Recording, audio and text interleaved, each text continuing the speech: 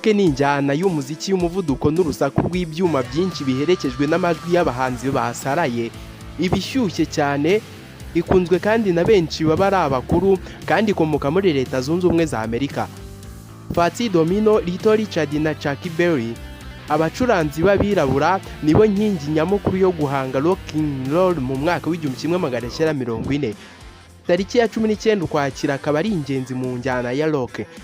Ubundi amazina bwite ya Fats Domino ni Antoine Dominico Domino, yari umunyamerika wacurangaga piano, umuririmbyi akaba n'umwanditsi w'indirimbo.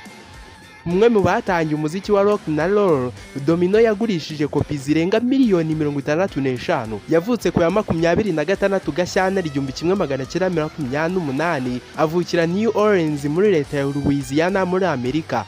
Yapfuye ku ya 24 Ukwakira 2017. Charles Edward Anderson Berry, wataziriwe izina rya Chuck Berry, yari umuririmbyi w'umunyamerika, umucuranzi wa gitari akaba n'umwanditsi w'indirimbo.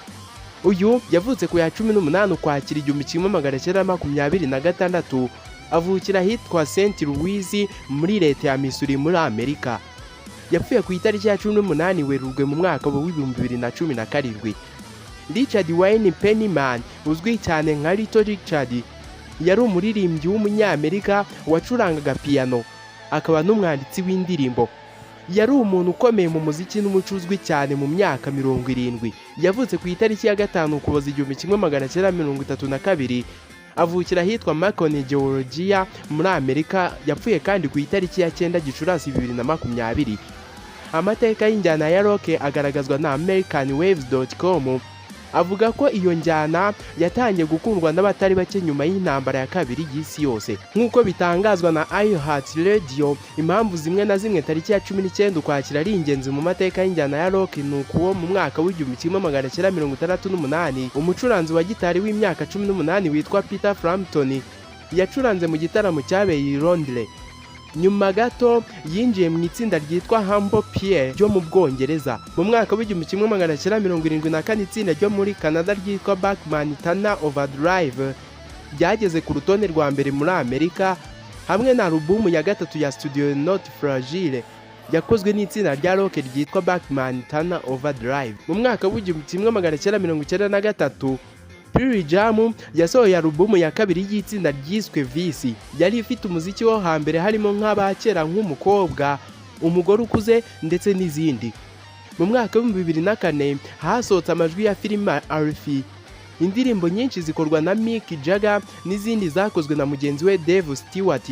Aba bose bafatanyaga mu itsinda ryitwa Erotimi. Nanone mu mwaka wa 2004 Dave Grohl na Chris Novoselic b'Nirvana bahagaragaye mu ruhame bwa mbere mu gihe cy'imyaka 10 bw'imbaga yari yishyigikiye umukandida w'umudemokrate John Kerry. Iyi yaberaga i Las Vegas.